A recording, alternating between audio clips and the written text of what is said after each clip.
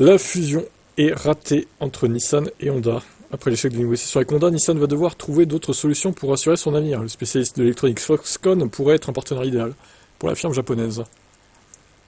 Fin décembre, Nissan semblait voir le bout du tunnel grâce à la perspective d'une fusion avec Honda. L'accord signé promettait des synergies financières, des techniques qui auraient relancé le constructeur, toujours lié à Renault. Ce qui aurait été alors le troisième constructeur mondial aurait fortement aidé Nissan. Mais ses dirigeants ne voulaient pas devenir une filiale de Honda. Face à cette crainte, les discussions ont été stoppées. Malheureusement, Nissan subit de plein fouet la transition vers les VE et est en crise, alors qu'ils étaient en avance au début, en 2010, avec la Leaf. Ils n'ont pas su surfer sur cette vague.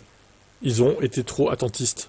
Ils n'ont rien fait pour contrecarrer la concurrence, alors qu'ils avaient un marché à prendre. C'est débile, franchement. Aujourd'hui, Nissan, si c'était bougé, ça pourrait être la référence des VE, en fait. Même devant Tesla, s'ils avaient fait ce qu'il fallait, au moment où il fallait le faire. Là, c'est des suiveurs, en fait. Et ils n'arrivent même plus à suivre, en vrai. Alors que Honda semble en mesure de survivre sans cette fusion, rien n'est moins sûr pour Nissan. Ses actionnaires sont donc en quête de nouveaux partenaires. En 2024, la production mondiale de Nissan a chuté de 9% à cause des ventes et les livraisons en berne. Nissan va donc chercher un nouvel investisseur pour reprendre les parts de Renault. Actuellement, le groupe français détient 36% de la marque japonaise et va continuer de vendre ses parts. Un des candidats les plus sérieux pour acheter une partie de Nissan serait Foxconn, le géant de l'électronique qui fournit Apple en composants, et aurait déjà débuté des discussions avec Renault, cherche à investir dans le marché automobile. Et pour cause, la voiture du futur passe aussi par une technologie de plus en plus développée. Foxconn serait donc parfaitement dans son élément en investissant. De plus, le directeur de la stratégie Foxconn, Jun Seki, je ne sais qui, oh le jeu de mots, oh, qu'il est drôle, est un ancien de chez Nissan. Monsieur je ne sais qui donc.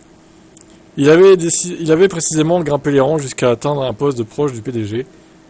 De fait, il sait comment fonctionne une entreprise en interne. Bon, et bon, Nissan, ils sont énervants. Franchement, ça vient se plaindre après, alors que ça n'a pas fait ce qu'il fallait au bon moment. Ça me fait rire. Bon, bah, de toute façon, soit ils font faillite, soit ils se redressent avec un partenaire, mais qui voudrait faire un partenariat avec eux, en fait? À part Foxconn, et encore, c'est même pas sûr. Allez, ciao.